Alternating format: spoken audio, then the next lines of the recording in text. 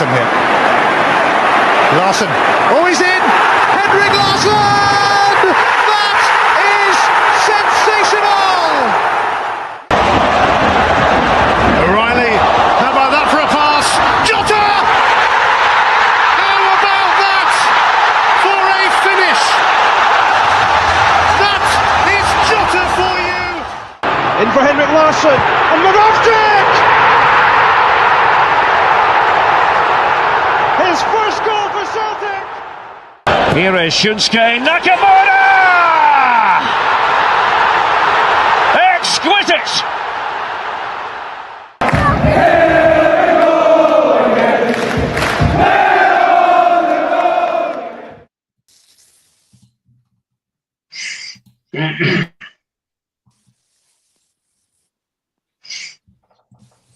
Good evening and welcome back to the Celtic Unrestricted View. I'm JP and joining me tonight is my good man Mr. Ryan Clifford, Barry McCandless, and joining us for the first time in a wee while is the Sheffield Wednesday captain, Mr. Barry Bannan.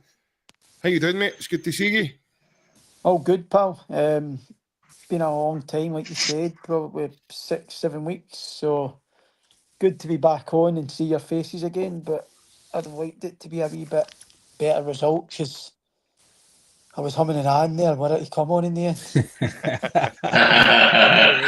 By the way, nobody was doing it more than I was, I'll tell you now. But it is good to see you, buddy. And Barry McCandless, it's good to see you as well, buddy. Hope you're well. Thanks, JP. Thanks for hosting, mate. Good to see you, Ryan. Barry, good to see you. Yeah, I think if I could maybe have sneaked out of this tonight, I would have too. It's crazy, isn't it? It's a friendly match, but see when you lose a football match as a Celtic fan, it's just, you'd rather just forget about it. Yeah, 100%. It's one of those ones that you just want to brush it off as quick as you can, Ryan, and move on to the next one, mate. I think it's time to get the bleach out, I think, for the start of the season after that performance. So, second half performance, but like you say, we need to go through the bad and the good, mate. We've done the good, we need to do the bad. So, I think there's a few things we talk about, but it's not a great start to the Como tournament, shall we say. No, it's not. And I've always said, lads, when you pray for rain, you've got to deal with the mud too, I'm afraid. So it's just one of the ones that you've just got to roll with, I suppose. Good evening to everybody as well. It's tuning in across the platforms. I hope you're all well. I know Celtic fans won't be best pleased after watching, especially second half tonight. But obviously, Barry Bannan, first half kicks off, mate. We're looking at a team. The team are looking sharp. They're playing some really nice stuff. And I would obviously talk us through your early thoughts with some of the play in the first half. They carried on for Newcastle at the weekend, really. I thought played some lovely stuff. Didn't play out as much for the back because I think Ajax obviously watched Newcastle game at the weekend and pressed quite high with a lot of numbers. So we went into the front quite a few times, quite nicely as well, to Big Ida. I think his hold-up play tonight could have been a lot better at times as well. Sometimes he done it really well, and then at other times he kind of killed us a wee bit. But no, I think they started the first half. They were really good. We're unlucky not to go in ahead at half time. A lot of positives individually that I think we'll move on to speak about later on. But no, I was really impressed with the first half again. I thought, like I said earlier there, we should have probably went in 3-1 up probably if we took our chances. The goalie made a few good saves as well.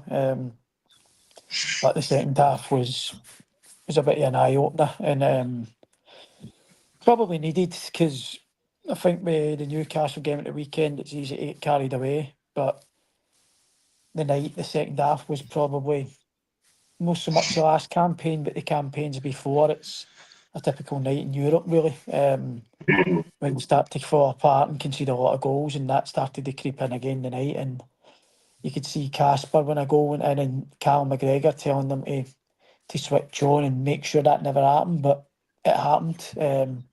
5 goals, no matter whether it's a pre-season game or no, it's not going to go down well. Yeah, it's like you say, Baz, it's not one of those. It's not one of those nights we're going to remember very quickly. We'll probably remember it for the wrong reasons more than we will for what it should have been. But obviously, Barry Mack, as Barry Bannan was saying there, you know, the first half, Celtic, they were looking at a decent level, playing some nice football. We actually had a couple of chances extra to the goal we scored in the first half as well. You look at the one Yang hits the bar, I actually thought that was in. The one before he scores. And you look at the one Ida had as well. Those are two of the really big chances we had in the first half. But yeah, I think some of our play was quite wasteful in certain areas in the pitch. But again, the first half, I was quite impressed with the way we played, the way we pressed, and how we were looking. And I would even go as far as to say in the first half, Ajax were probably fortunate to go in level with us. I thought we had the kind of best of that first half, mate. Yeah, I think between yourself and Barry, you've summarised it pretty perfectly. If you take the first half in isolation, I thought Celtic were excellent. And, you know, going to Barry's point, you know, Schmeichel and some of the back four playing those direct balls into Adam Ida's feet, who at times done well and at other times didn't. But that was a good play, and I think it is a play that is going to be important for us next season, because especially when you're playing bigger games, these teams, they know what they're coming up against. So they know what Celtic's kind of philosophy is. So you need to have that variety. So I thought that was good, and I thought we kept the ball pretty well, created chances, missed a few. But our football was good. I thought Dave Murray at centre-back was excellent. And I thought Nygren was the kind of standout player again. I just thought his coverage in the pitch, popping up in different areas in midfield, you know, getting the ball, moving it on. You know, I think he looks a really, really strong addition to the team. But my God, second half, you know, Barry said that was like a Champions League game. That was like a game where you're in it, you're doing okay, and at some point the wheels just come off. And I'm afraid to say that is what it felt like. It felt like you were watching Celtic in a Champions League game. Yeah, I think that's fair, Ryan, isn't it? With the lad saying there. Sorry, mate, I don't want to interrupt you there and enjoying your tea too much here. I hope that's no bleach. I hope that's tea. It's no the other stuff that you like drinking now and again. No, it's no. I think the lad no, it's no bleach. I think the lad summed that up perfectly there. You know, you talk about Celtic previously, maybe not last season as much apart for the Dortmund game, but that's kind of what like the second half became. The way we played in Dortmund, it was like every mistake we made just about get punished. And I think Brendan will be very disappointed in the second half, especially the way we give away the ball. And we don't keep the ball well enough in certain areas of the pitch. I think he'll be disappointed as well in the second half for the lack of attacking intent that we managed to do as well. We never really put them under any pressure. We never managed to turn the way we did in the first half, turn their two full-backs, certainly turn any of their centre-backs. But the contrast to the two halves, mate, was, in my opinion, absolutely night and day. The first half, we were playing some really good stuff, and then nothing really changes in terms of personnel. There's one or two changes at half-time. And then obviously, as Barry Mack says, the wheels just came off. Obviously, Ryan, what was your own take on that? Aye, similar what the two guys there are saying, and yourself, mate. It was a game of two halves. First half was pretty decent. Some nice football. Should have been in front. And then the second half. But that happened with last year, though. So this isn't just a thing that's just happened in pre-season. Last year, we were having maybe terrible first halves, brilliant second halves, or really, really good first halves and then poor second halves. Yeah. And that kind of continue into this season, because eventually you'll wrap me up points. Now, we don't know how good the opposition is going to be this year, but you've got to imagine they're going to be better. Aberdeen spending, Hearts spending, Hibs, they're across the water spending. So you're going to have more competition this year, but potentially. So you always need to estimate they're going to be better. And so we need to be better. And I think the deficiencies are clear to see in the second half, mate. That Newcastle game, we're all happy, it played well, but that is pre-season and you can't get too too high about it because it's not a big game. It's just to see how your team play. But I know in the second half, Basil obviously know himself with playing pre-season games, especially at the level he's playing at. Sometimes when you make changes, youth guys comes on, it does kind of disrupt the team a wee bit, and you kind of see goals and make silly mistakes. But they guys at that level, they don't have to work for their goals, JP. That's the alarming thing for me. That's been a great Ajax team for what we've seen for years gone past. So I would definitely say I think I've speak for majority of Celtic fans. I think it's time to get the manager helped here because it's clear to see that some of the, if you want to call squad players, are maybe not even good enough. Like Tony Ralston, come on. Like, I know he's played at a level all that time, but how many times is he going to do the same thing week in, week out? No Marquis man, no Jockeys man. Scales again, playing 90 minutes. How? We need to start preparing, and we're not prepared enough lads for a full season with that squad. We need quality in the door, and I think the second half is clear to see with that. But first half, like you said, JP, good bits of play, very, very good signs of a good team. We are a good team, but this is where you need to strengthen. You need to go and make this team even better, and we just need to hope that all we can do as fans is we can debate and we can hope, and just need to hope the guys at the top end of the club can get deals done for the manager because he's crying out for quality in that team, and that's no against the guys that are there. It's just we want to try and make us even better, and I think it's the next few weeks, mate. They've got a busy job. Yeah, obviously Barry Bannan, you looking at the team and the way Celtic are playing and some of the rotations that they're doing with and without the ball, can you see a difference to links of last season? And also, do you think Kieran Tierney has helped to change the kind of way we're playing? I think some of the rotations are pretty similar with the midfielders. I know Nygren pops up here, there and everywhere. I just think at the minute he looks a better player than Arnie Engels, so his football intelligence and where to pick up positions in the park is where people say he's here, there and everywhere. Engels is still a young boy, still got a few years on him, I think, if I'm right in speaking, but I think the boy Nygren looks a starter, and that's what we cry out for when we want signings in the door. You want them to come in and start, and I've no doubt in saying it right now, he'll start every week for Celtic. I think he was brilliant on Saturday. In the night, I thought he was the best player in the park. I know he gives the ball away for the goal, but it was a really bad pass for Carter Vickers, to be honest. Couldn't really do anything, mate. He bounced it in at him. So it's not really his fault for the goal, but I was really impressed with him. Talking about Kieran Tierney coming in, I think you can see a wee bit of difference there where Greg Taylor last year, he was the inverted fullback. This year, KT's keeping the width, and Anthony Ralston, who's playing it right back at the minute, is the one who's inverting on the other side. So that's swap round this year for Alistair Johnson being wide and Greg being in the middle. So that's been a slight change that they've had to tweak. It'll be interesting to see if that's still the case when Alistair Johnson plays, because he's not really inverted in his time at Celtic Park. So it'll be interesting because I think Brendan likes one of his fullbacks inverting and overloading the middle. So it's still hard to tell at the minute, because obviously we probably need new players to come in to probably tweak things a bit more. I think we're crying out for a 9. I don't know about the rest of you, but I think we're crying out for a top number 9. You could see at times of night the boy Robbie up front for them. They were going direct into him. He was winning fouls. He was setting it off. He was a handful all night. Our number 9 never done that. And that's the difference from being a top team and being an alright team. I think you live and die with your striker at times.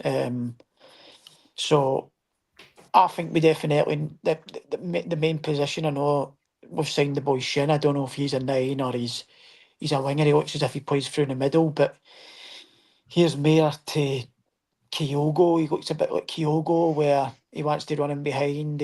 I'm talking about a 9 as in an Adam Ida sort of 9, but a bit better. Centre back, big problem again. He conceded 5 goals the night, so that's a big issue again. Centre half, I thought the boy Dane Murray, like Barry said there earlier, I thought he was brilliant. I thought he was brilliant on Saturday. I've been really impressed with him through pre-season. I'm not saying he's the answer, but you can kind of see probably why Brendan's let Lager Bielka and people like that move on, because he obviously thinks he's got a player in that young boy, but is he ready to play week in, week out? You never know. I thought Austin Trusty's done well in pre-season as well. I thought he done really well at the weekend against Asula, so I was quite surprised that he never got any minutes tonight. That tells you a lot as well. Is he in the plans? It doesn't look like it. So we definitely need centre half who's going to come in and probably start as well, and a number 9. And the wingers, I know we were speaking JP through the game about Yang, and I thought he done really well tonight. But Yeah. I just can't see, if you play Yang week in, week out, him turning the numbers out that Kuhn and Jota and Maeda do. So you probably, if you can't do that, then you're going to have to be replaced, because we've lost Nicholas Kuhn. Jota's not coming back to January. You probably need a winger that's going to hit the heights, and I like him. He's energetic, his attitude's brilliant, but you can't be too nice in football. If you want to go to the next level, you need to replace these type of people. Yeah, that's a harsh reality, isn't it, Barry Mac? It's football's it's an organisation that moves so quickly. So does teams like Celtic with it, or they should do. But obviously, I'll put the point straight over to you, as Barry Bannan just said there. I think it's obvious that, as much as I've backed as long as I can for Adam Eder, and I've been a big advocate for him for the team, currently, right now, I spoke to you before we came on tonight, big man, and I says to you, there's elements of his game, mate, that he's just not doing enough in. No, he needs to get that wee percentage to take him up another level. To a great example for Barry Bannan also there was to holding the ball in. You look at the big boy Brobbery, the Dutch internationalist. Every time the ball went to him, it almost stuck to a foul for one of your centre backs, or one of the marking players that he was up against. So when you look at that contrast to Adams taking heavy touches with the ball, and that was just tonight. And he's giving up possession, he's turning over possession. In those moments, I'm surely Brendan will be looking for him to hold that, that ball in. And as Peter Grant even says in comms, draw the team a foul, get the team up the pitch, take the pressure off us that way. So I think there's elements there that Eder needs to do better. As much as I don't want to be too harsh on Adam Eder, because I think he's done very well for the club. But I think the lad, especially Barry Bannan there, I think he's bang on. I do think, we're missing somebody in there. I think there's some sort of a gap in the team for us to have that kind of main talisman, because Kyogo was my talisman, and then obviously he's moved on now, and we've been chopping and changing in that area, Barry Mac. So obviously, what's your thoughts in that position? Yeah, I don't think any Celtic fan thinks Eder's a bad player. I think everybody recognises he's a top player, and his goals to game ratio for Celtic's good. He's scored big goals. He's contributed to day dot to came to the club, whether it was on loan initially, then he signed. But I definitely agree with Barry. I think, see if you compare the Newcastle game to tonight, and I know they're both different games, but I actually thought Kenny, sort of played that role better than Eder. Yeah. I thought he was more aggressive, he was being more of a nuisance with defenders, he was making them make mistakes, he was holding the ball, got his goal as well. I'm not making a case to say he's any better than Eder. I think Eder's the better player for what I've seen, but I think Celtic do need it, unless the plan is to go with Maeda through the middle. That's if that's the case, then I think Adam Eder will play second fiddle to Maeda. But if that's not what Brendan's got in mind, he definitely needs a striker then, because who else would he have to fall back on? If he's going to go with Adam Eder as his main striker, which I don't think any are sure of, then he's only really got Yamada, who, nobody's really sure what he brings either. Yeah. By all accounts, the type of player he is, as Barry was saying, it looks like that's Yamada's game's more about running and down, sort of movement, getting space. So it's not a secret, is it? Like the work that Celtic need to do is at the top end of the pitch. I know that the defence is an area where people have got their opinions on as well. I mean, what Ryan said about Tony Ralston, God love him, but he's just not good enough.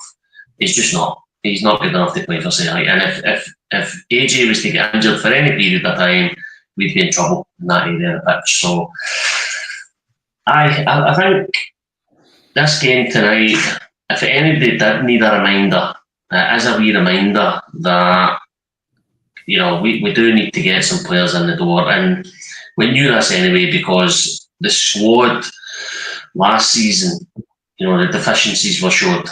We lost some derbies, we lost the cup final, our football tapered off towards the end of the season. So, yeah, listen, but this is the same for every big club.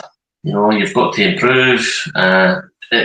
The key thing here is it's not that easy. I mean, I know there's a lot of disgruntled fans. I know there's a lot of restlessness among the fan base, but I mean, it's not that easy just to go out and identify a striker and a winger and get these guys in the door and their parent clubs going, no bother, take our star player. It's every club's hustling, trying to get players in the door. Celtic will be no different. And if you cast your minds back to last summer, again, there was hysteria, there was panic, there was uncertainty. The Celtic got the business done that they needed to do. So I'm still confident that Brendan will get the players he wants, and the gaps in the squad will be addressed. Yeah, I think it's the two Barrys have alluded to, Ryan. It's no secret, mate. The top end of the pitch is in definite need of help in terms of some surgery needing done there to help us, continue scoring goals that we score, looking to kill off games, and just looking to be remain dominant even. So it's definitely an area, probably more than other areas, that we definitely need surgery in, mate. I would like me and you spoke about the other night, JP. Maybe I'm biased because I played there, I don't know, but I always think your striker wins you the games. That's why your strikers are worth their weight in gold. That's why Haaland goes for 18, 19 million. That's why that's why Isaac's maybe going to go for mega money, because they win your games, they win your trophies, they win your Champions Leagues, they win your trebles and doubles. Look at the majority. I know I didn't get 20 goals last year, but like I've said on here plenty of times, his all-round play lacks a lot to play for this club at the highest level. The one thing that comes to mind was you're talking about European football recently, right? Now, you might have known when people's biggest fan, right? Always sticks in my mind the game against Ferencvaros when he brought on Giacomakis, he got his fibbles, he got us in the penalty box, he get shies for his, and we won the game through that because it was solid. Hold the ball up and get a nudge and fall down. Just it is simple. It's like hold the ball in. If you get a nudge, you'll get a free kick. It doesn't do that. There was a game last year against Hibs. I spoke to my old man about this either. It was a game I think we could beat after Bayern Munich. Brendan was actually beside the park telling him where to go. And that's your number 9 at Celtic. Can't happen. Your number 9's got to be instinctive. It's got to be bang on the money. I'm not saying he's a bad player, but I'll call it now, lads. I don't think he's the main man for Celtic. If we want to get into the standard now for us was that bit of the format. So for me, the standard is to try and get past that now. Is Admir going to get your goals to get you past that? I think we're all going to probably say no right now as it stands. So is it going to spend £15 million on a striker? Is it 12 million? I don't know how much it's going to cost, but we need to buy somebody who's proven experience, not a guy at 21, 20, 19, somebody's maybe 26, 27, experienced to come in and score goals, because Johnny Kenny, I agree with you, Barry. I thought he was pretty decent at the weekend. His hold-up play was good. His work rate was phenomenal. That's all we ask as a fan base. If you work hard and you show everything for us, you'll take that. Do I think he works hard sometimes? It doesn't look it. He probably does, but doesn't look it. Defensively, we had a Carter Vickers injury for getting in with a qualifier playoff with Trusty, who the manager's not sure about, Scales, who's probably a squad player, and Dane Murray's up and coming. It's not great. You had a Maeda injury away for basically nobody out wide because Yang and Forrest, Yang's we don't know about in terms of is he staying or gone. Forrest is good, but he's getting older. We're not in great shape as we think we are, lads. We're generally in terms of squad wise, we're weaker for last year. He's let a lot of guys go, so the squad's getting thinner. You've not got a lot of backup players to come in. I'm still confident in the team and the guys, the quality we've got in the team, but you need to back that up. And like Barry says, AJ goes out for Europe, snookered. KT's injured. Anamura, can we trust him just yet? Probably no. There's no shame enough. So I think the recruitment team, I don't think the manager, I think the manager knows what he needs and he's probably told them what he needs, but I'll put this one to yourself, Barry Banner. I want you think of this, but mate, see in terms of the striking situation, right? Obviously, the wee man left. Well, we knew he was leaving in October, and he's sold, right? And I know, as Barry's right, Barry Mack's right. It can be hard to get the main targets, man. They've tried to get Kits's it's not happened. They've tried to get Sterling, it's not happened. But they've maybe known since January to get a striker. So see if we're going to get maybe somebody at the last week of the window. Does that not prove that you've no had a main, you've no target? You're just scrambling, because that's the way it might be looking like. I might be wrong, Baz, but surely that main target should be already looked at. Ryan, can I cut in a wee second? Obviously, you mentioned about a target for January. Yamada says in his interview that we but I mean, big. Well, we don't like Barry Mack says we don't know about him yet. No, I mean, in terms of I get that, but Marquee signing, because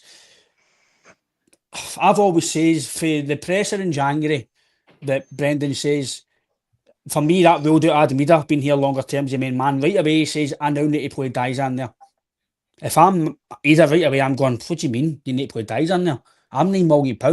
I should be now playing. And he wasn't. So for me, that was alarming if I made it right away, that I'm not getting picked out of the guy who I was competing with right away. So, but I don't know what you think about that, Baz, but I do think that surely the target should be already nearly signed up, surely. Aye, well, you'd like to think so, but I think with strikers it's difficult because they're the ones that cost the most money, like you said earlier. They're the ones that demand the big fees and the big wages, the game winners really. So strikers is probably one of the most difficult positions to get people in. There'll be a lot more wheeling and dealing done with strikers than it would be if you were saying a fullback or something like that, because they demand bigger fees, bigger wages. Like you touched on there, if we had all our wingers fit and never sold Nicholas couldn't, then Adam Ida wasn't playing. Dies Maeda was playing through the middle. That could be the case this season. He could be the number 9 at the minute, because right now, as you look at it, we need a striker, like we said. We don't know about Shin, the boy that's come in. We don't know what he's going to be like. I think if you're a Celtic fan and you ask them all who you want to be your number 9 out of that squad right now, a lot of them are saying Dies and Maeda.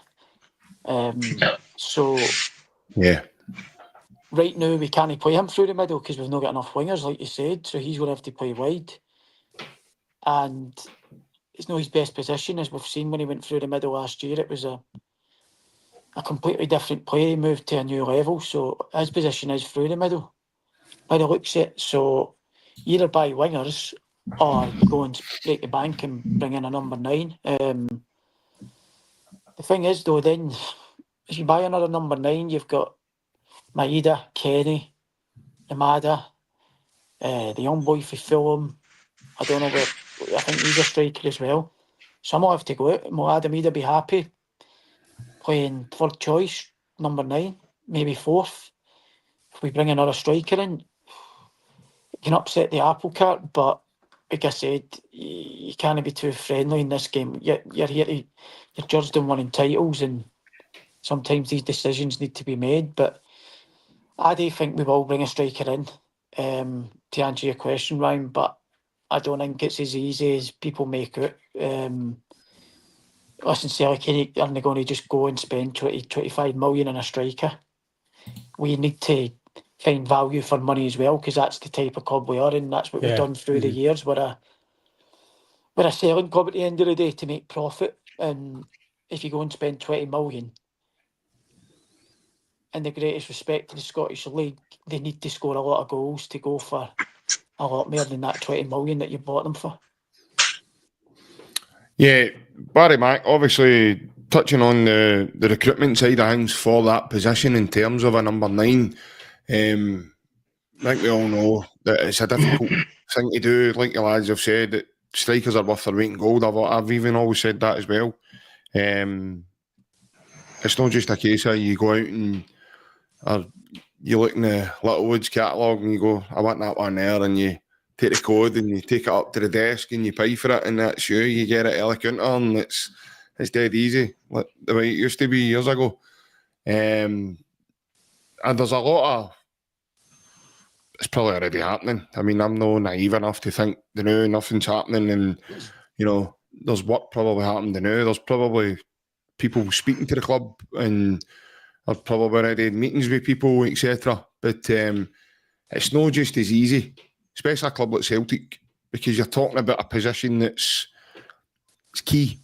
It's probably one of the best positions to be in at the club, as in Celtic's number 1 striker, if there is such a thing. This rotation word gets used a lot now with the modern day game, etc. But if you're going out and buying a striker, and like Barry Bannan says, if you're going to pay top money on him, it needs to be right. And I don't buy into the, these guys need to be of a certain age. It's about what they do in the Celtic jersey when they come, and their ability level.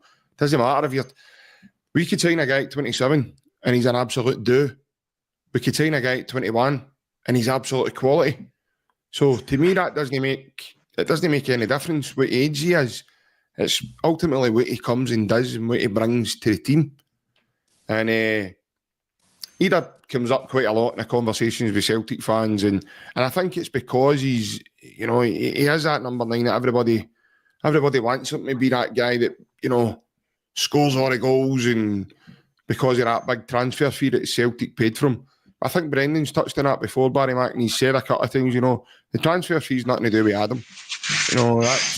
That's not his fault that, that's the modern day market, I'm afraid. We're seeing inflated prices happening everywhere. It's not just up here, and it's certainly not at Celtic. So, but in terms of that, mate, it has to be the right person, because there's no point in, we've been there.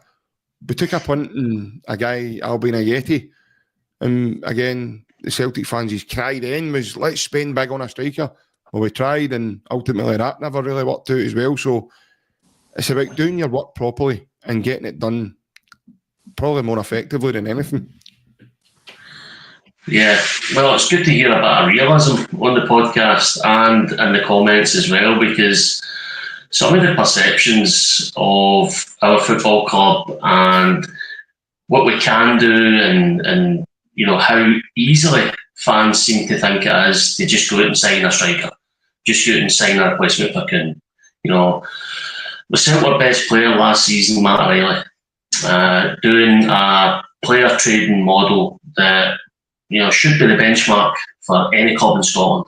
What Celtic have done in terms of how they've built the finances at the football clubs is just quite stunning.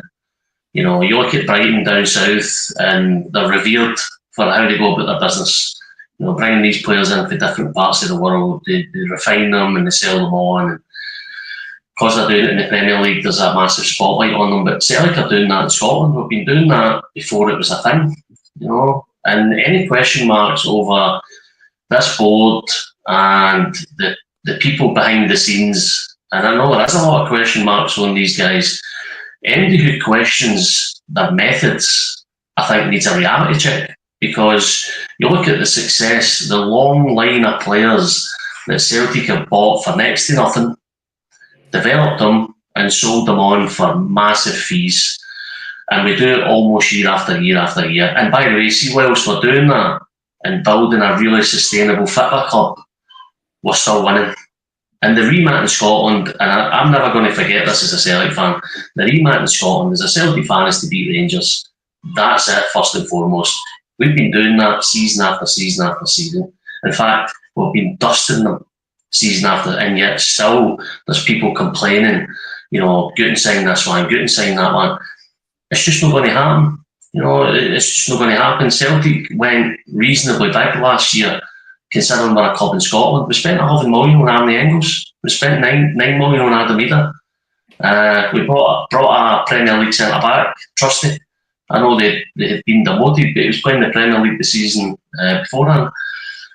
You know, we've went to the Asian markets. You know, we've went to Argentina for players. You know, our football club has used every resource within its means to recruit players and be successful, and they've done it.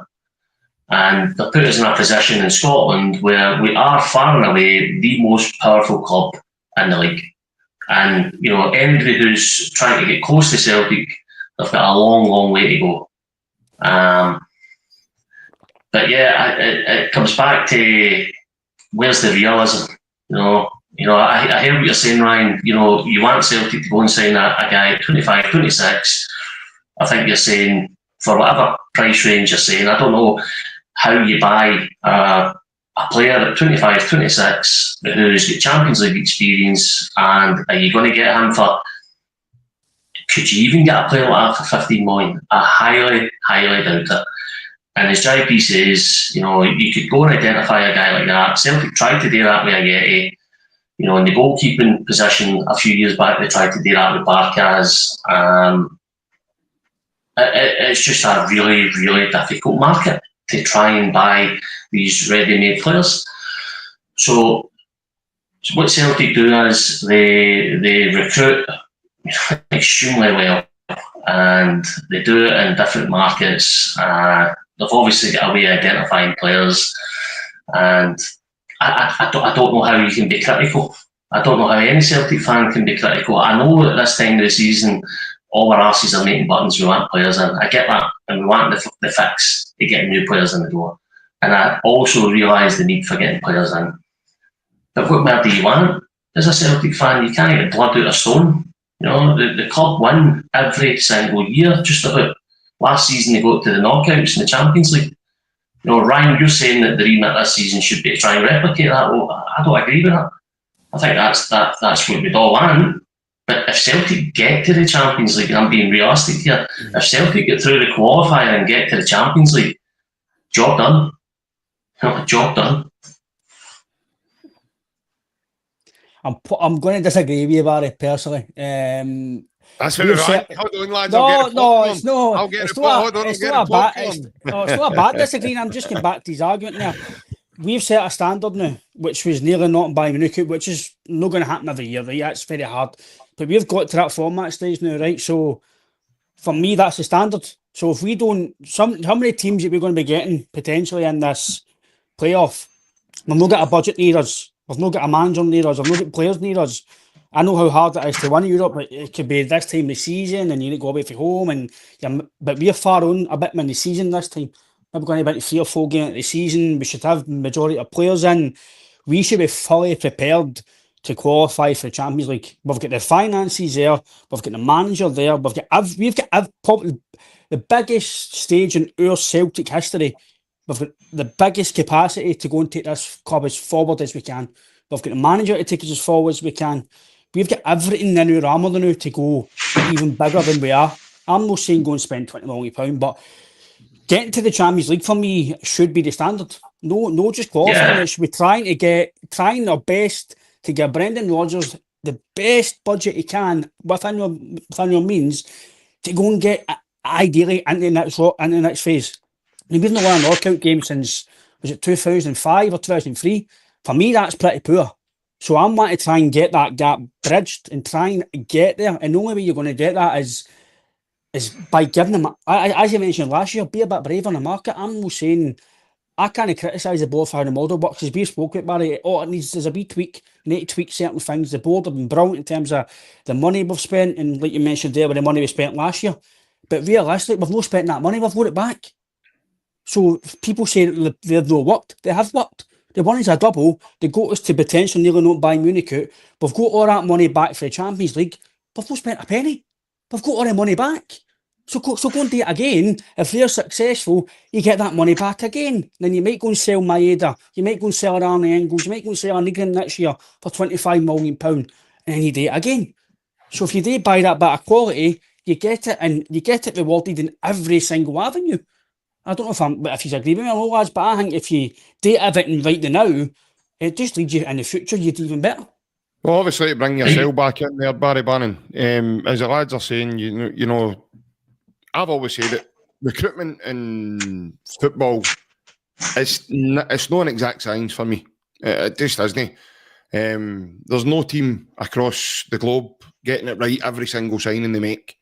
You know, there will be signings that will come in and they'll maybe not hit the heights and they'll need to move on. And that, you look at Brendan's the second time back, his first window, pretty much the majority of the lads that did come in that window are next to right out the door. The only one that's probably still there is a guy we spoke about tonight, Yang. Out of the rest of them, like your Lagerbielkas, your Navrotskis, your Thiago Holmes, even Tillio, he's not really anybody to be seen there. I know he came on tonight, but again, he's probably going to get farmed out again. Palma's away.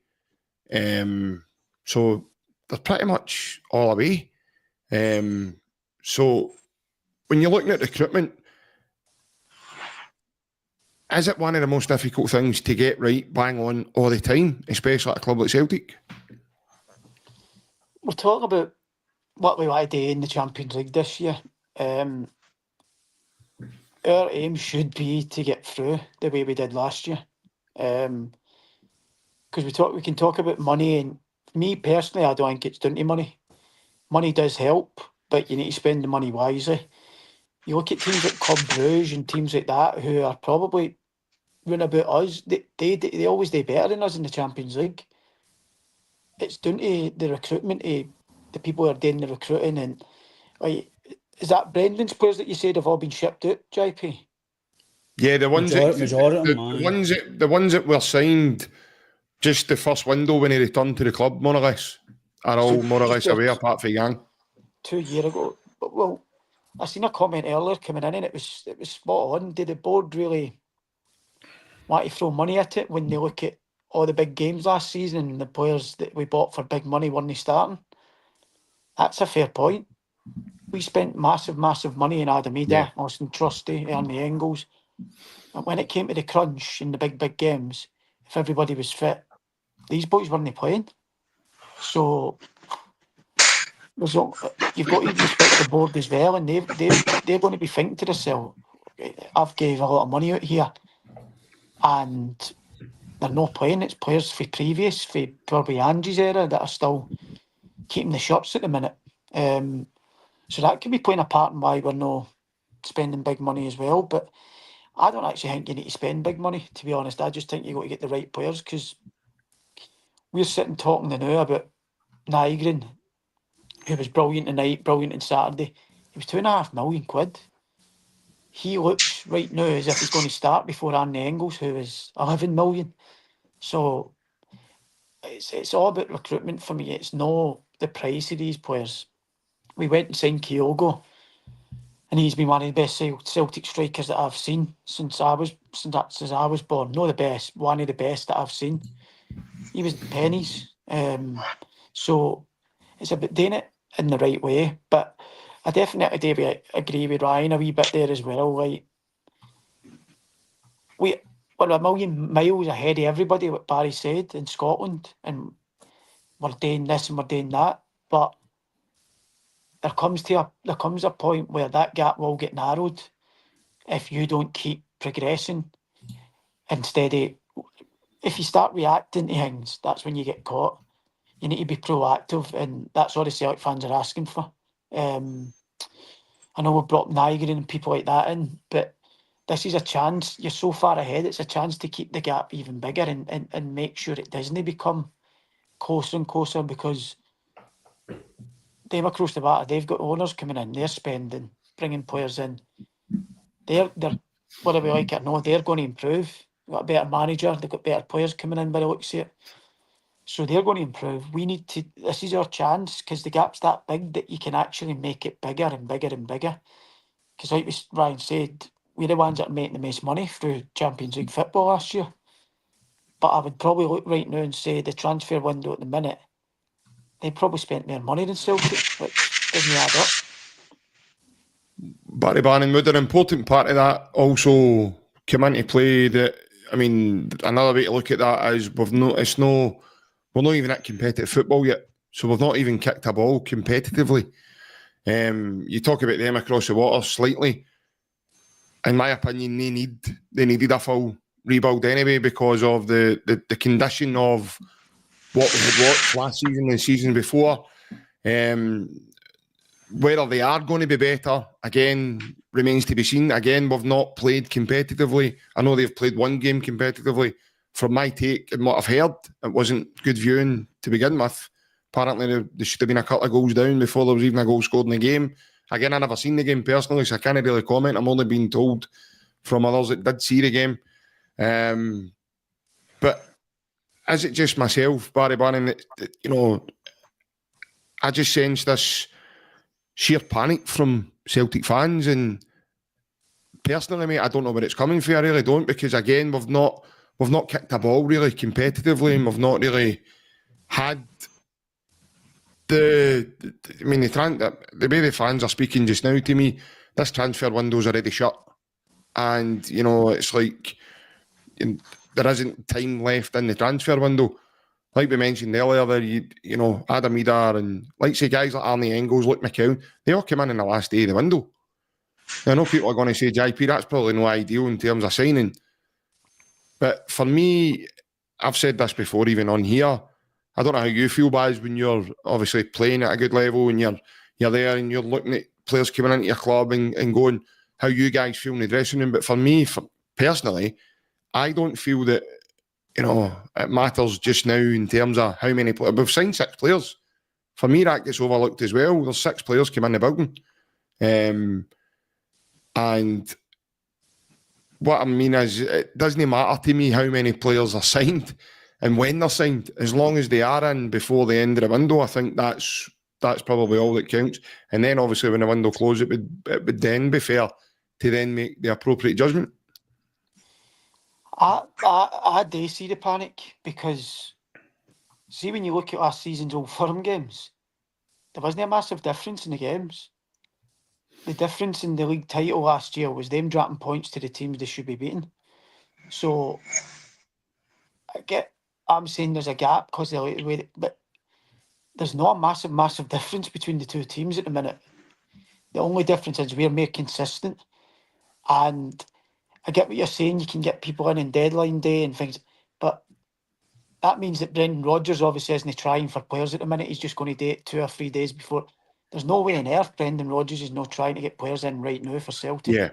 He is, and it's not happening, and we don't know the reasons, but he's trying to do his work now, because that's what every manager wants, their players in for a good majority of the pre-season, so that when the season comes, they're up and running. So we can't keep leaving it to deadline days and bringing in 3 or 4 and saying, oh, brilliant, we've got what we wanted. It's probably, to be honest, the ones in deadline days are probably a lot further down the actual list in terms of the people they wanted in. Because there'll be a list and you start at the top.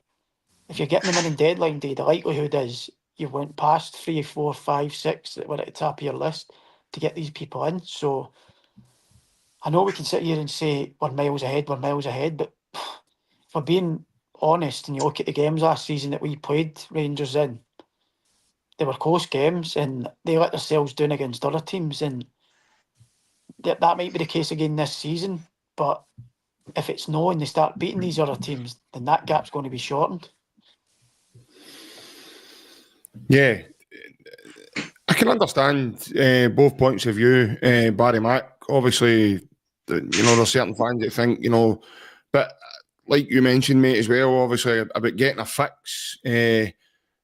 I think it can, especially for the manager, you're listening to him as well, there's definitely got to be action happening there in terms of, as Barry Bannan says, they're looking for players and trying to get players in. And Barry's right, we don't know what's going on in terms of how many players have we not managed to get over the line and why it's not happening. And so we, as fans, mate, we're only getting wee snippets of what we're hearing for the media here and there. And it's ultimately frustrating, isn't it? Well, I'll ask a question, right? All 3 of you can answer this either yes or no. Do you think Arnie Engels is worth 11 million? Barry's saying no. I've watched, I don't know if you've watched a podcast, Barry, but apparently it wasn't worth £11 million. Apparently Dermot Desmond got to deal with the last minute, and that's why they paid that money for him. He was only worth I'm asking you. Is it worth £11 million? As it stands, I would say he's potentially worth that.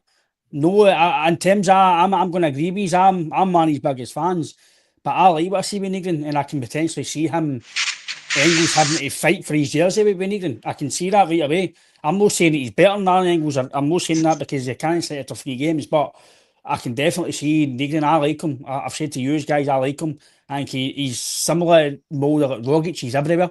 He's quicker than Rogic, but he's technically very good. He looks like he's going to score goals. And I do think Arnie Engels is now has got a fight in his hand. So if you're going to ask me, I think he's worth £11 million right now, Barry, I'm going to probably, I need to be honest, probably say probably no. But his first season last year was decent, considering he came from a new country. His highest goal scoring in a season as a player. So I think he's only going to get better, Barry, personally. I do think he will get his transfer fee. I think he will get his money back. But if I'm being honest with you, as we need to be on here, do I think he's worth the money right now? Probably no.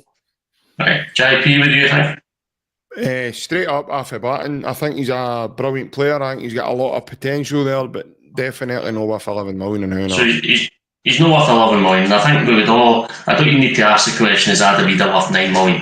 I think we're all going to say no. So that tells you why Celtic don't do it.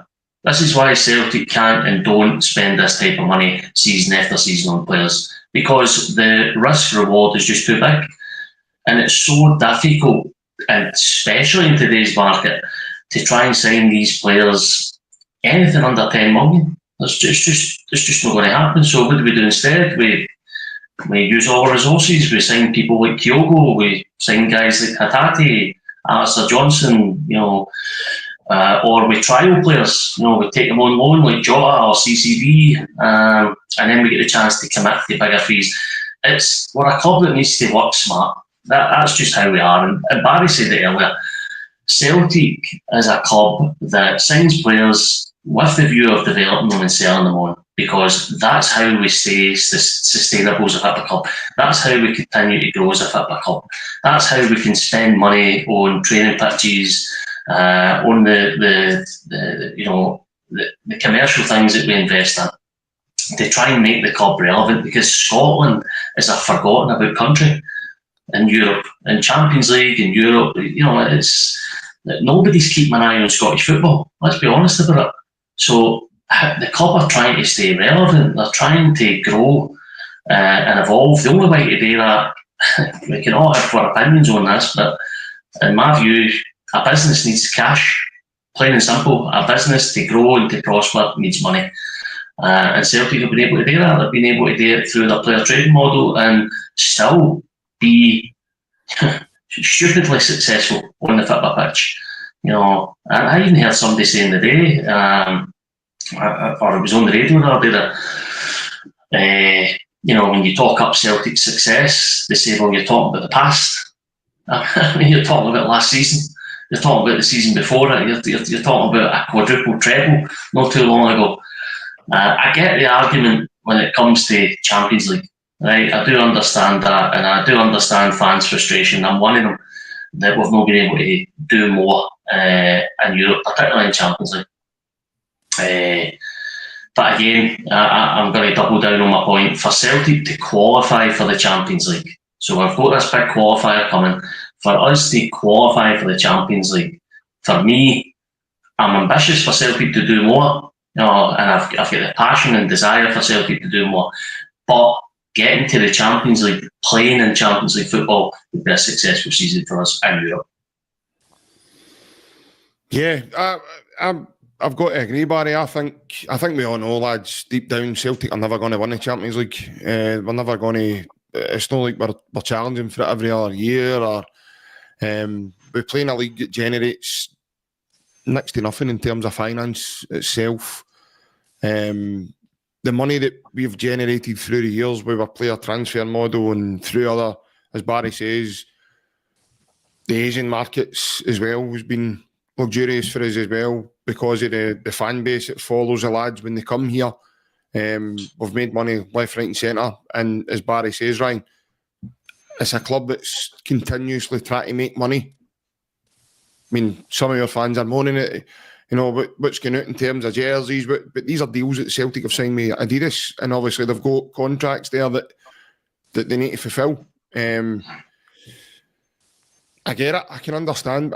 Deep down, lads, I totally get it. I can understand where people are coming from in terms of frustration that, the players aren't in the door. And I heard a guy say the other day on the radio on Clyde Super Scoreboard,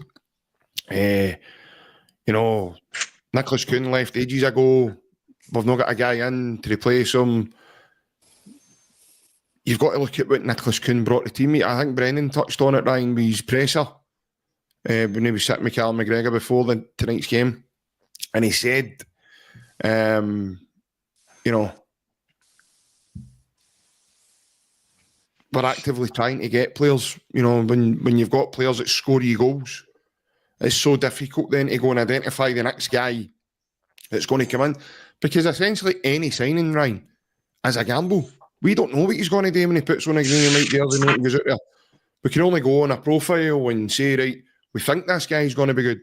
I mean, like say Kieran Tierney, we know what Kieran's all about because he's been with the club. But that's somebody that we already knew. He knows where all the teas are and the mugs and the spoons, and he's never been away. Look, he's fitted in amazingly. I mean, we've had a great chat tonight, lads. We've no one spoke about his pass for a goal. I was going to touch on that. That's what I'm saying. That's how that's how the nights went for us. We've not even touched on that exquisite part. I've never seen a pass like that for a left back ever. I don't think, honestly, frightening. But I think recruitment's always one of them ones, Ryan. It's a touchy subject for a lot of people because people want it done right away and they want this and they want that, and there's other people that go, well, it takes a bit of time, and and a lot of fans don't want to hear that. They want guys in the know, and it's frustrating. I can get it. I can understand it. But it's got to be the right ones, man. You can't just go, any money, no. He'll do because he's got a nice name, or he wears nice boots, or I like his Under Armour, and he'll do there, and blah, blah, blah. It's got to be the right one. It's got to be the right one, mate, and that's why I think, see, in terms of like spending money, we can spend money, but by the looks of it, we're maybe not spending on the right guys. It's not about how much we spend. It's if we do go and spend big money, if it's 9 million, 10 million, it will work if it's on the right guy. Mm-hmm. So if you do your due diligence and you do your scouting, and I've always said, if you see somebody who's 9 times, well, maybe no every time, but majority of the time, say 80% or so, right? Somebody who's done very, very well at their previous club, just a striker, they've scored 25 goals, 30 goals, they're probably going to do the same again. 9 times out of 10, they're probably going to do the same again. He didn't really score goals before he came to Celtic. Engels has not really done much before he came to Celtic. Trusty get relegated. So you've got Edard, who didn't really score much till he came to Celtic. Engels didn't really do much with Augsburg in terms of his stats. Trusty was a relegated defender, so you're not really buying winners right away. So if you did your proper due diligence, and I'm going to, age for me slightly does help, because for me experience is massive. You might know, you always say like Casper. Casper's maybe not played about 5 years ago, but he's experienced and his know-how, that's why he's still so good. If you get Casper when he was 18, he would never need about how good he is now. Maybe when I get that same Casper. So I agree with you. And I agree with Barry as well. You've got to be right fit. You've got to, we can't always just spend money on for the sake of it. But if you do your proper due diligence and you buy, just say the boy Kitch's Garden, right? Done well for Bromby. Would they probably score goals at Celtic? Probably. They probably would. Would they take it to the European level? I don't know. But for me, the level for Celtic, Barry's bang on in terms of the money situation, right? We always make money and we sell players. But you only do that by playing the Champions League. And you only do that by being successful. If we don't play in the Champions League, we get knocked out Europa League early doors or out the format. Maeda doesn't score goals in the format. Neekin doesn't play well. Hitati doesn't play well. They're not going for big money. But Nicholas Kuhn performed in the Champions League. He scored goals. He'd go to his name the headlights, he's away for big money. Matt O'Reilly, big money. Kyogo, 10 million for his age. But if we don't play in the Champions League, lads, we're not making money. We need to qualify for the Champions League every single season because players don't want to come to Scotland just to play in Scotland. Do they want to play Europa League? Maybe. It might have a wee stepping stone, but wow, Champions League, Celtic Park, trophies, big nights. I might get a move in 2-3 year time. So we need to qualify for this Champions League. Fans might go the other side. Or if we get knocked out, we'll maybe go and win or try and win Europa League. Or, aye, good shout, but we could. But we made more money last year than Spurs did win Europa League. That's how vital the European football is. And then we sold Nicholas Kuhn. So it's massive for me. I don't know what you feel, Barry Bannan, but for me, Celtic have to, if it's a money man behind the scenes, I'm not saying go and spend £30 million a player because, as Barry McCandless rightly says, we can't do that. And it's silly to do that on one player because it might not work out. It could be a gamble. But for me, Barry Bannan, if you spend the money wisely, and for me, we need to qualify for it. Simple as that, guys. People might think I'm blowing tunes for saying this, but if we don't qualify for the Champions League financially, it can be a disaster because you might not do well in Europa League. You might not get the money as in points total because I think it's 3 or 4 million a fee every 3 points or something in the Champions League. So think about that as well. So for me, lads, I don't know you, Barry Bannan, but for me, Celtic qualifying for the Champions League has to happen for us to potentially move on. Ryan, but see, before you answer, Ryan, right, he was saying there about the, you know, players will not go for big money if we don't do well in Europe, we don't get to the Champions League and stuff. But it's an ongoing joke I've always got with Ryan. I says, see the way your negotiation works, by the way. We get $4.5 million for Big Oi. Hardly really kicked a ball. Never really done much. We get $3 million for Mikey Johnson. The fans wanted him out the door a long time ago. See the way your negotiations works. We still got, by the way, we lost 10 in a row and we still sold Edward for decent money and Big Eye on the same window for decent money. So as much as everybody gives the board a bit of stick there, there's times when the board... No, I'll give them that. Listen, in terms of the money side, you can't... Nobody can criticise them that in terms of that. The amount of money we've got and the chat they have to get the players sold is... But one of the biggest reasons why we'll make money is being the Champions League for me. That's to Barry Bannan because Europa League is good. You can make go a wee run, but to attract the best players, to have the best Celtic, for me, you need to be in the Champions League because next year we might have 3 qualifiers depending if things go wrong. And it's got to be hard. No, of course. We're all lying if we don't want to say we don't want to be here watching Celtic in the Champions League this season. Of course we do. But I do get the bread and butter is beating Rangers and winning the league every year. But by doing that, you qualify. Well, you used to qualify for it. You need to go through a qualifying round now, but you qualify for the Champions League. So you want to put Celtic on the map, like Barry said, we're a worldwide known club in terms of how big the supporters are, but actual for football and ability, people start to look at the Scottish teams and not really rate them. That's what I want Celtic to do well and prove people wrong. And you kind of seen it a wee bit last season with the Bayern Munich game and that. I went into training and boys are like, fucking hell, yous are good. I was like, of course they are. But these boys don't watch them week in, week out. So I want to do well in the Champions League for because I'm a big Celtic supporter and for Scottish football, because it always helps that way. But I do get what you're saying, Ryan. Obviously, if you've got players doing well in the Scottish League, but they then go and do it in the Champions League, it does add to the value, 100%. Like guys in Maeda last season had an unbelievable campaign in Europe for Celtic. Everybody's looking at him, everybody wants him. People are saying he might leave this window. If that was just in the Scottish League, he wouldn't be going for half the money that he's getting talked about going for. There's no way. It's because teams have seen him against Bayern and seen him against Leipzig and teams like that everybody's thinking, he'll do for us. And I think when Celtic players move to like teams in England as well, it's through the Champions League or the European competition that how they're playing in that comp. They wouldn't base it really from the domestic level. I think they go off how the players playing in Europe or if they're internationals, and that's how they get their big moves. But no, I want Celtic to spend money, but I want them to spend it in the right way, because we've seen probably last season being one of the main reasons that you've got to spend it the right way, because our big signings last season. Adam Ida got the goals in the end, but like I said earlier, they weren't guaranteed starters when everybody was fit, which if you're paying that sort of money as for a club at Celtic, these marquee signings need to be your best players. Yeah.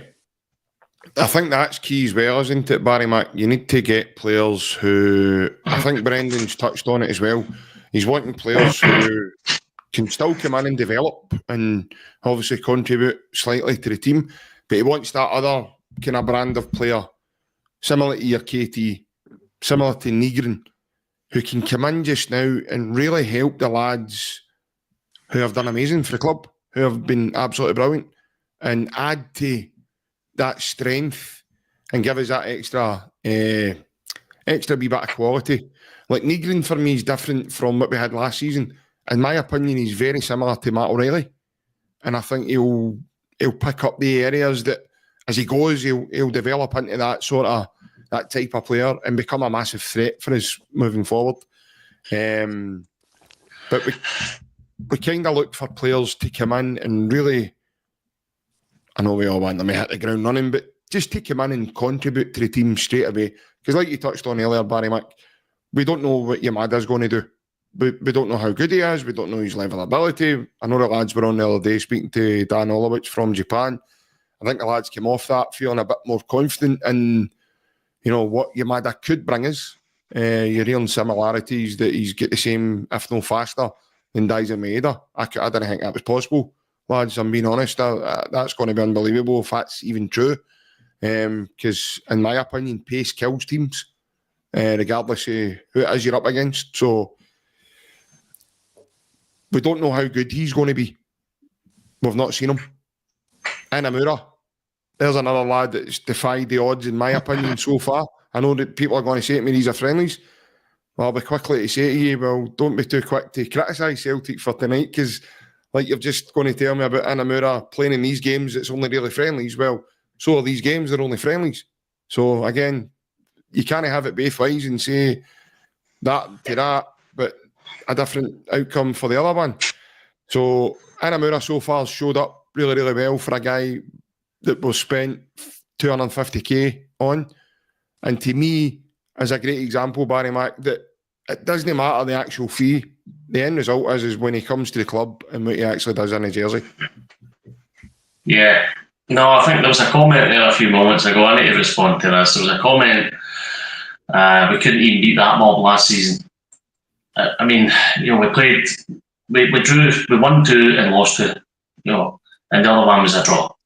And the most meaningful game at all those derbies was the cup final, and Celtic won it.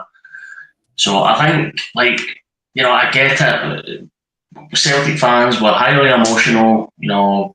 We don't just support the club. We're in there with the club. But there's got to be a reality check. I mean, we won 2 trophies last season. We beat Rangers in the games that mattered. And again, in the spirit of being realistic about things, the player trading model Celtic have got, the way Celtic recruit players works. I mean, nobody can argue that it works, because we win season after season. We're having a peak experience the new Celtic fans. We're having a period of success that's unprecedented. We go back to it. Celtic done 4 trebles in a row. Trebles have become a disappointment now when you don't win it. We were a penalty kick away last season for winning a treble. So we got to the knockouts of the Champions League. There Barry saying he's going into the training ground and people are going, wow, you're not such a bad team. So how we recruit, like Kyogo, Barry again was saying Kyogo's one of the best strikers he's seen at Celtic in his time as a fan. I think a lot of Celtic fans would say that Kyogo's potentially the best striker we've had since Henrik. Well, if Celtic don't get into the Asian market, then Kyogo never happens. No. And I could go on and on and on and on and on all night about players that Celtic have identified over the years, plucked them out of nowhere practically, and who've went on to, produce trophies and great experiences for us as Celtic fans. So how we recruit, the way we go about our business is very, very efficient. In fact, I would go as far as to saying it's one of the best football clubs in the UK in terms of how it's run and the strategies that the club employs on and off the pitch. It's a well-oiled machine. But I get it. We're all going to have our views. We're all going to have our opinions. I think the most telling thing was, JP, when you referenced there's not even been a competitive match yet, and that is hysteria. There's hysteria among fans about certain positions not being covered, and this one's still been there, and that one's still been there. So yeah, I'll just be patient. I'll just watch on. I'll observe. If by the time the window closes, Celtic haven't signed 2 or 3 players at the top end of the pitch, then I'll be very unhappy. But I don't expect that to happen. I expect Celtic will sign those players. They will get those players in. And we'll just keep doing what we do. We practically sell our prized asset every season and still go on and win trophies. What other football club could say that? I think, Ryan, if Celtic, Barry touches on there saying he'd be unhappy if Celtic don't sign players for the top end of the pitch, and I think if that happens, this will probably be the last time we ever speak to Barry Bannan, and we'll probably never broadcast again as a channel. You'll probably be jumping into a bath full of bleach and your hair will be dyed, and it looks like your old t-shirt was dyed there before it as well. And so as I say, but Celtic have got a knack of pulling things out of the bag, mate. I've done it for years. They're mob across the water. As I say, we've blew Scottish football out of water, and we've outgrown Scottish football, in my opinion. And you are right. I think it's it's time now for us to try and get to the Champions League again. And if we do that, it'll be 4 years in a row we've played in there now, which is superb considering, as we spoke about, previous years and stuff like that. So yeah, but dread I say if we don't sign players for top end of the pitch, then I think I'll be putting in for annual leave, man. I do think as well. Again, it might not be the best opinions among fans. I do think if we don't get to the Champions League, say bye to your manager, because he's no staying here to play Europa League football. Tell you that for a fact. He's no staying here to take Celtic to the quarters Europa League and get knocked out or get knocked into format. He's here to make Celtic better in the Champions League. That's why he came back. So we need to make sure he's here or give him the best chance to think about staying here. And for me, I don't know if you agree with you lads, but I think it's about him having a challenge here, because Scotland, it's not a challenge to him. It might be a challenge with Hearts spending money now, Rangers. It might be a bit better challenge, but I think he needs challenged. I think he needs, I don't want to say stimulated, but he needs to be progression. And I think progression is Celtic Europe, i.e. Champions League. I don't think it's Europa League. It might still be good for us fans to go and potentially maybe go and try and win a European trophy. That's probably the only chance of getting a European trophy, right? But I think for me, I don't know what you feel on this, Barry Bannan, but the Champions League for me, if you get the Champions League, it's mere ammunition for Rodgers to go, do you know what? I'm about to stay here. They've given me money here. We've qualified. They've backed me. We'll go and do it again the next year or two. But maybe I've been negative, Baz. I don't know. I'm trying to be realistic here that if we don't qualify for Europe, I think it might harm your chances of keeping your manager. No, definitely. I think if you want to keep Brendan Rodgers, the last time he left was down to not getting money that he wanted to spend. That was quite clear, and I think he had it last season. This season, not so much at the minute, but like Barry said, there's still loads of time, and I do think we'll get people in as well. I think we'll get 2 or 3 more players in by the sounds of it, which will cheer everybody up. But I just think you've got to stay in the Champions League if you want to keep the best manager or one of the best managers that we've had. I think I totally agree with you. He's not going to stick around and sit and play Europa League football. He'll be wanting to compete in the Champions League every year. And if you don't do that, then you will lose your top manager. And if you don't give him money to spend, you'll lose him as well, because we've seen it in the past. So if that's the way Celtic want to go and they don't want to spend loads of money and they don't want to back him, he's probably got every right to leave. Because you've seen when you do back him what he can give you. I know last season the players that we bought for big money probably never hit the heights, but like Barry said, we won a double and we're a penalty kick away for another treble. So he's succeeded in that year with 2 out of 3 trophies in my eyes. So it's not as if you're gaining money and you're not winning. You're winning every year, so you have to continue that. And listen, like I said, it's not about millions and millions and millions. It's about getting the right players in for the right prices. The way I see it at the minute is I'm panicking because I think we're weaker than we were last season. Looking at the team right now, I think we're weaker. I know you said we brought 6 players in, JP, but what's going to do it is going to start 2 of them at best, probably. At the 6, Tierney, Nygren. We don't know if Kamada's going to start. We don't. Yamada's probably not going to. Well, we don't know. And You starting a new song now? We've got Kamada, he's on the bench. But there's like 6 signings, but you probably at best 2 of them are going to play, and the rest are project or the Japanese striker. He might play. He might be a Kyogo. We don't know. So it's all right saying we've got 6 players in, but we said at the end of last season that we needed 4 or 5 starters to come into that team and progress.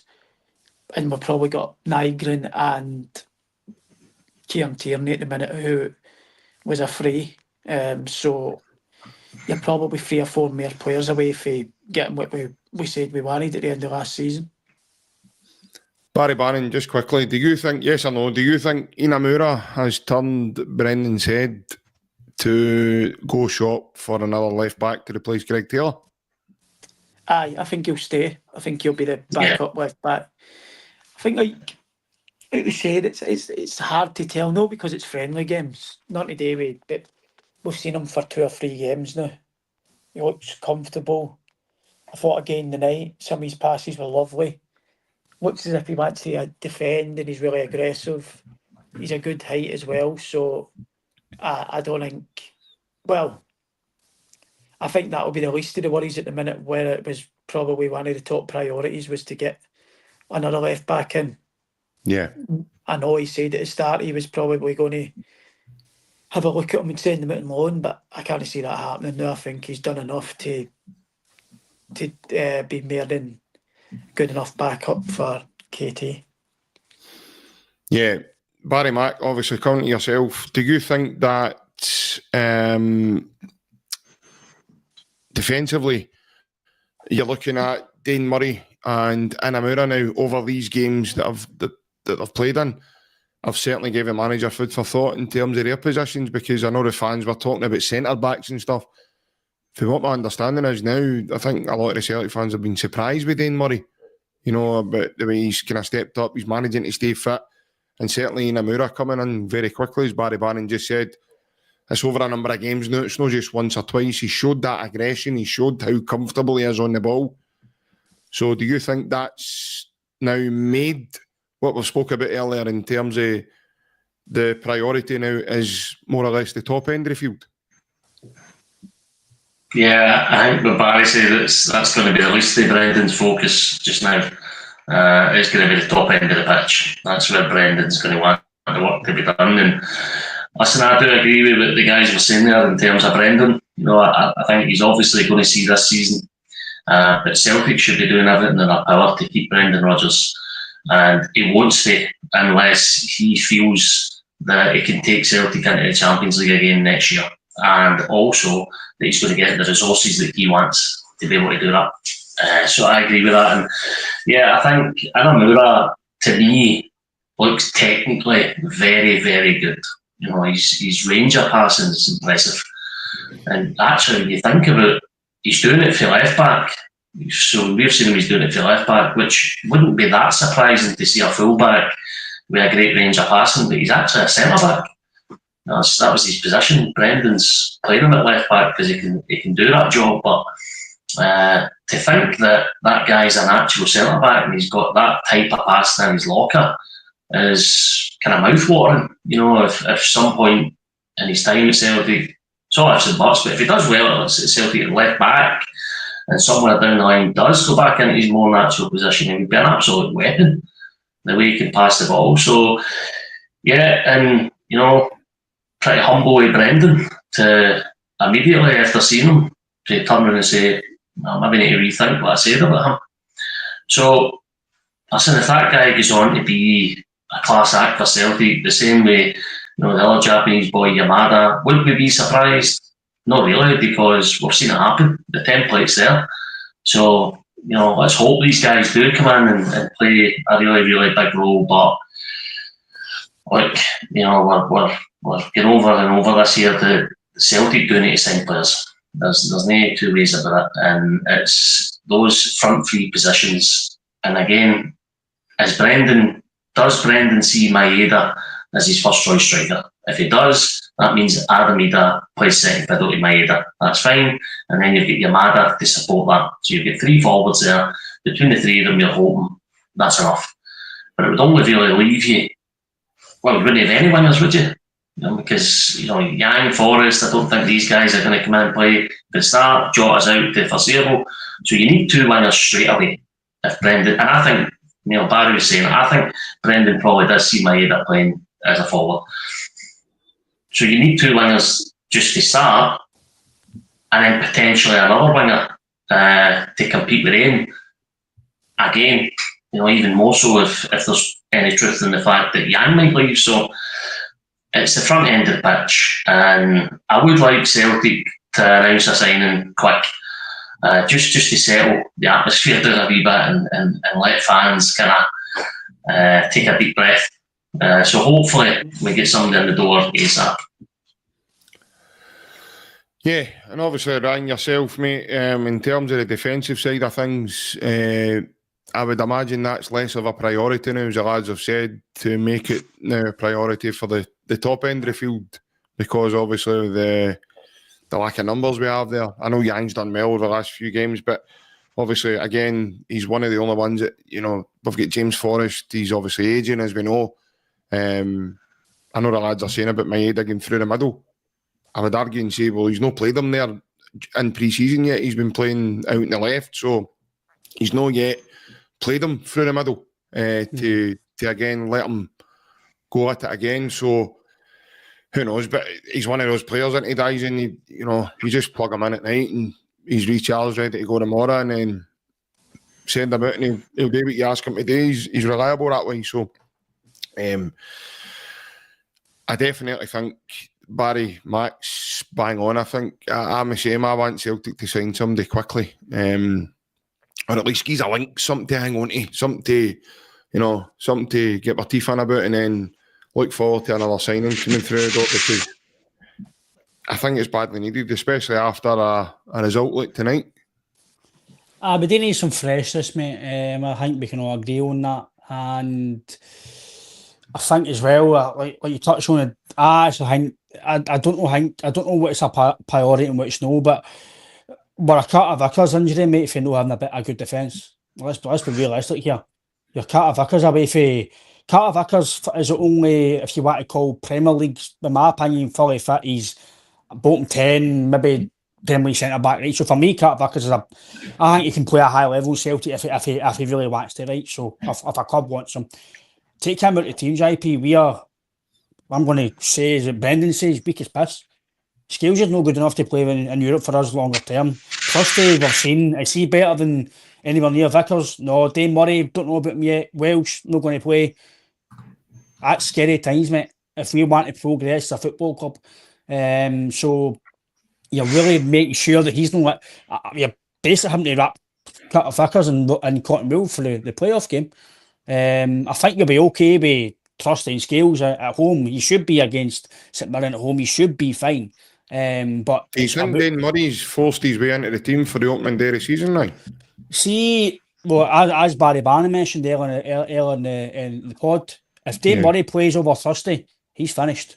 In my opinion, he's finished. He's on his plans.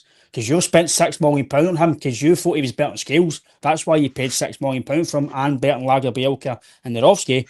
And then you've got a guy, listen, it's not Dane Murray's fault, but Dane Murray can be brilliant, but on Trusty's part, if a guy for you, Celtic youth system, is then playing over you, when you've spent, that's not good, for me, that's not good if you're Austin Trusty. But I agree, he's been all right in pre-season. He done well on Saturday, and then he's not really playing the night. So I don't know what Brendan's thinking, but we definitely need to spend. But I know we all want to touch on before we go on about KT.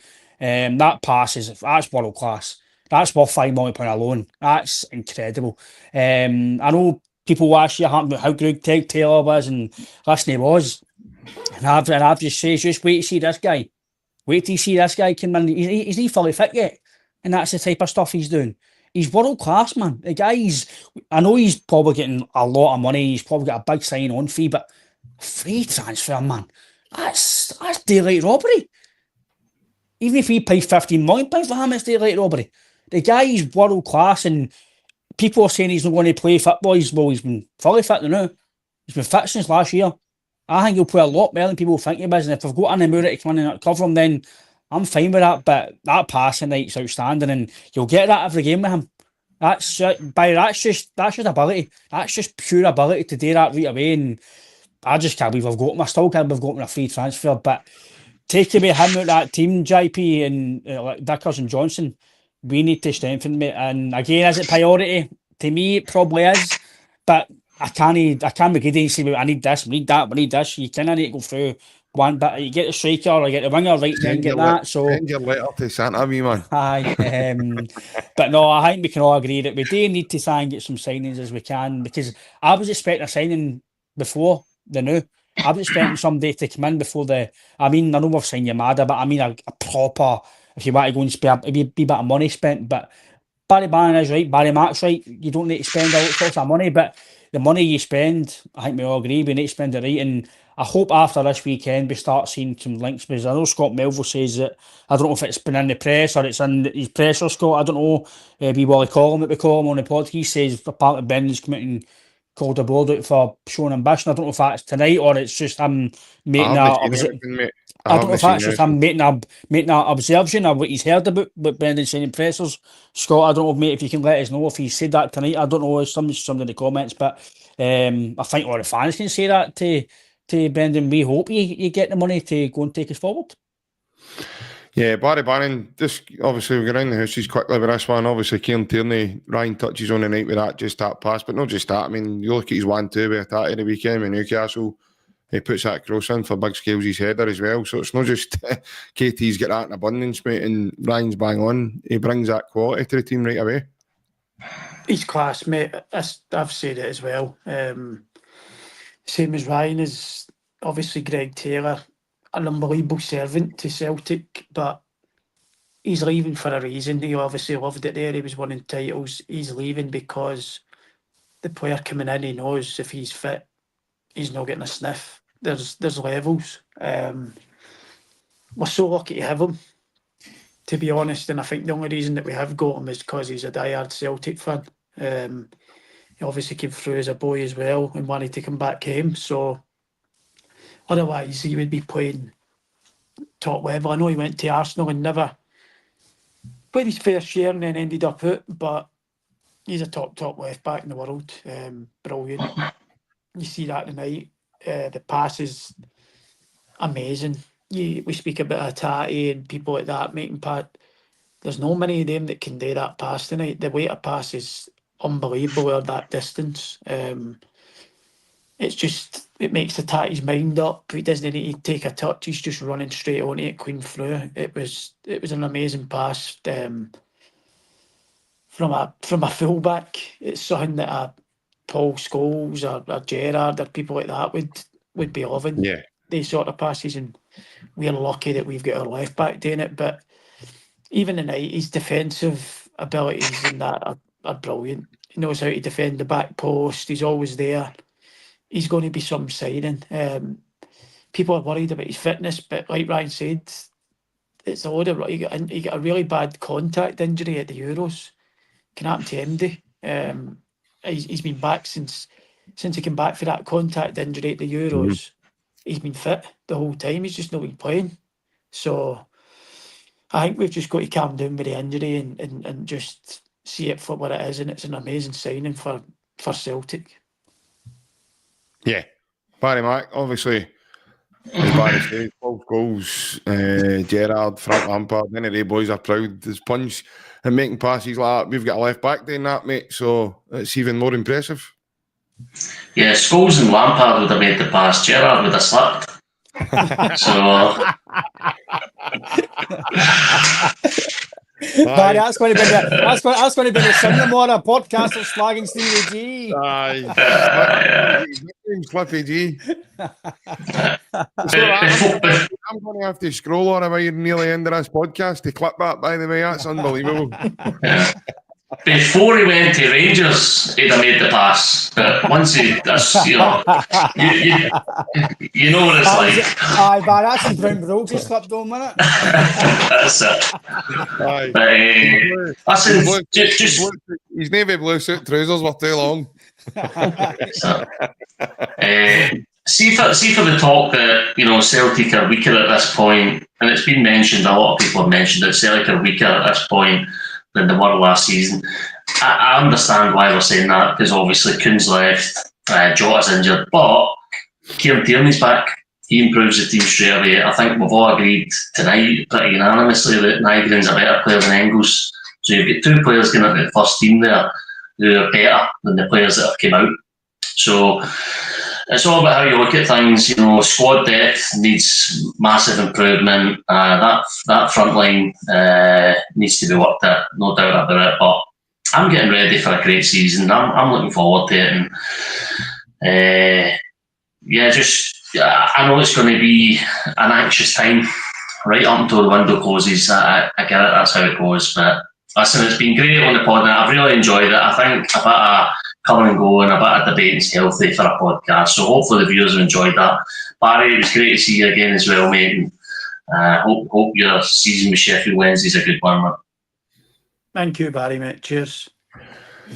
Well, just on that note, guys, I don't want to take up much more of your time. I want to thank you all for coming on and having a chat. Like Barry Mack says there, boys, it is good to come on and have different views, different ways of looking at the game, different opinions. Everybody that's commented in. Again, apologies, I've not been able to get every single comment up, but obviously as the lads are chatting, it's impossible to do that. But believe you me, I do see the majority of your comments. So thanks again for that. Thank you to everybody that's tuned in across the platforms. We are grateful. That's why we do these, even when results, I would say, Ryan, go the way they do tonight. It's probably not the easiest time to come on as a Celtic fan and kind of do these things. But like I say, lads, it's always good to see yous. It's not the best, mate, is it? But like I've said, it is a friendly. But there's obviously, like Barry says, we agree, we don't agree. That's why we're fans. We all see things different. But no, like you say, it's good to see Barry Mack back on. Always good to chat with Barry, even with the agreeing parts there. But me and Barry always get a good laugh. We always have good debates, and it's always good. We always see the same thing. So we want to see Celtic getting better, and that's the most important thing. And obviously good to get Baz back on. It's again, you always know FA podcast with Baz thinking about things as well, because again, we're fans and he's playing the game. For me, you've got to take that more than a fan, because you see that through a different perspective. So, again, Baz, good to see you back home, mate, and all the best for the rest of the season, mate. I've really enjoyed having you on again, Baz, as well. No, I've loved it, mate. Obviously, holidays and pre-season, it's a hard time for me to get onto the podcast, but now I'm off all day holidays and nobody getting paid. I need to come on the podcast. So I'll be looking forward to my check coming through. Especially some of the exotic places you've been going on. We need to cut down that early rate, right? You charging us. We'll need to give him a... I'm out of contract at the minute, so that's how I'm on here tonight trying to make the We'll need to get. I'll get your agent on the phone tomorrow, Barry. We'll need to try and negotiate something else, mate. an extra packet of cobalt or something. We'll need to be. I'll need to be one of the real ones. I'm lucky if I can get to Mallorca once a year, man. I've seen some of the photos you've put up, by the way. I'm sending Peter Hallwell in to work for my money.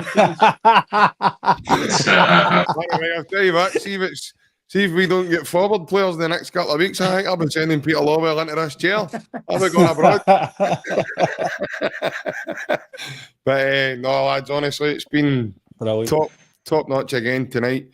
And thanks very much. Thanks to everybody, as I said, that's tuned into the channel across the platforms. We do appreciate it. That's all we've got time for tonight. And we'll see you all again very soon. Take care. Hey, cheers, guys. Cheers. Hey, well. Bye-bye.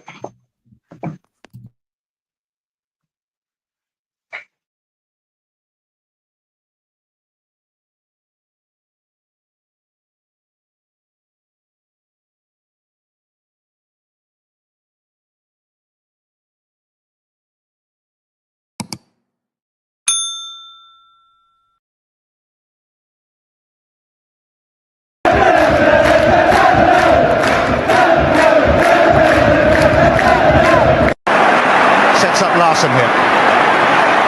Larsson. Oh, he's in! Henrik Larsson! That is sensational! O'Reilly, how about that for a pass? Jota! How about that for a finish? That is Jota for you! In for Henrik Larsson, and Moravcik! His first goal for Celtic! Here is Shunsuke Nakamura! Exquisite!